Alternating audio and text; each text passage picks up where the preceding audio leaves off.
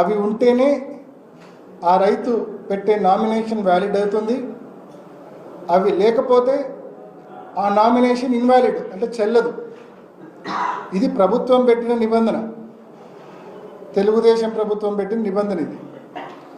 మరి ఆ నిబంధనలో భాగంగా నిజంగా వీళ్ళు ఎన్నికలు కోరుకునే వాళ్ళైతే విఆర్ఓలు అందుబాటులో ఉండి ఏ రైతు పోయినా కూడా పన్ను కట్టించుకొని నోటీస్ సర్టిఫికేట్ ఇచ్చే విధంగా ఉండాలి. కానీ అదేమీ కాబట్లే వీళ్ళకు. సగం మంది విఆర్ఓలు ఫోన్లు ఆఫ్ చేసుకొని ఉండారు. ఒక్క మాటలో చెప్పాలంటే మొత్తం విఆర్ఓలు అందరినీ మండల ఆఫీస్కి తరలించారు. అసలు ఏం పని మండల ఆఫీసుల్లో 2 రోజుల పాటు విఆర్ఓలు అందరినీ మండల ఆఫీసులో పెట్టుకోవాల్సిన అవసరం ఏముంది అని చెప్పి మిమ్మల్ని అడుగుతా ఉన్నా. విఆర్ఓలు అందరూ కూడా సచివాలయాల్లో, గ్రామ సచివాలయాల్లో అందుబాటులో ఉండాలి. రైతులు వస్తే రైతుకు సంబంధించిన పన్ను బకాయి కట్టించుకొని వాళ్ళకు నోటీస్ సర్టిఫికేట్ ఇవ్వాలా. అలా ఏ ఒక్క విఆర్ఓను కూడా అందుబాటులో పెట్టకుండా అందరినీ మండల కేంద్రంలోకి తీసుకొని పోయి మండల ఆఫీసులో జైల్లో ఖైదీలను బంధించినట్టు విఆర్ఓలను బంధించి బయట పోలీసులను అడ్డు పెట్టుకొని ఏ ఒక్క వైఎస్ఆర్ కాంగ్రెస్ పార్టీ నాయకుడు, ఏ ఒక్క రైతు లోపలికి వెళ్లకుండా అడ్డుకొని మీరు చేస్తూ ఉంది దీన్ని రాజకీయం అంటారా? ఇది చేతకాని దద్దమ్మలు చేసే రాజకీయం ఇది. ఇంకా మాట్లాడాలంటే పల్లెటూళ్ళ భాషలో చెప్తే ఫీల్ అవుతాడేమో ఆయన. నిజంగా ప్రజాస్వామ్యబద్ధంగా ఎన్నికలు కానీ జరిగి ఉంటే, రైతులు ఓటు వేసి ఉంటే పులివెందుల ఇన్ఛార్జు, టీడీపీ ఇన్ఛార్జు రైతులు, పులివెందుల రైతులు సొక్కా ప్యాంటు ఇప్పి చంద్రబాబు నాయుడు మీద ప్రజల ముందు నిలబెట్టేవాళ్ళు. ప్రజాస్వామ్యబద్ధంగా ఎన్నికలు జరిగి ఉంటే ఆ ధైర్యం లేదు వీళ్ళకు, ఆ తెగువ లేదు. మీరు గతంలో ఎన్నికలు చూసింటారు, హోరాహోరీగా తలపడేది చూసింటారు. కానీ ఈ మాదిరి క్యాండిడేట్స్ కంటెస్ట్ చేస్తే ఓడిపోతామనే భయంతో నోటీస్ సర్టిఫికేట్ కూడా క్యాండిడేట్లకు, అభ్యర్థులకు అందించకుండా ఉండే పిరికిపంద రాజకీయం ఇవాళ తెలుగుదేశం ప్రభుత్వం చేస్తూ ఉంది. చేతగాని దద్దమ్మలు ఎవరో ప్రజలు నిర్ణయిస్తారు. ఇంత నీచపు రాజకీయం, ఇంత చేతగాని రాజకీయం అవసరమా నిజంగా? దీనికి మళ్ళీ ఎన్నికలని పేరు. మొత్తం జైల్లో ఖైదీలను బంధించినట్టు బంధించి విఆర్ఓలందరినీ మండల ఆఫీసులో పెట్టి పోలీసులను అడ్డు పెట్టుకొని ఏ ఒక్కరికి కూడా నోటీస్ సర్టిఫికేట్ ఇవ్వకుండా మరి మీరు చేసిన ఈ తతంగం ప్రజాస్వామ్యబద్ధమా? ఇది నేను క్వశ్చన్ చేస్తూ ఉన్నా. విఆర్ఓలందరూ గ్రామ సచివాలయాల్లో అందుబాటులో ఉండకుండా ఎందుకు మండల కేంద్రంలో ఖైదీలను బంధించినట్టు బంధించావు అని చెప్పి నేను క్వశ్చన్ చేస్తూ ఉన్నా. ఇక్కడే అర్థమవుతా ఉంది కదా ఎలక్షన్ ప్రాసెస్ ఏ రకంగా అపహాస్యమైంది అనేది ఇక్కడే అర్థమవుతా ఉంది కదా స్పష్టంగా ప్రతి ఒక్కరికి.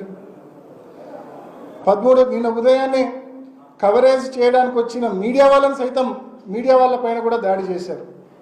మీడియా వాళ్ళపైన దాడి చేస్తే మండల ఆఫీస్ లోపల విఆర్ఓలను బంధిస్తే మళ్ళీ మీకు నోటీస్ సర్టిఫికేట్ రాలేదని, నోటీస్ సర్టిఫికేట్ ఎవరు రాలేదని చెప్పి మళ్ళీ అబద్ధాలు మాట్లాడతారు.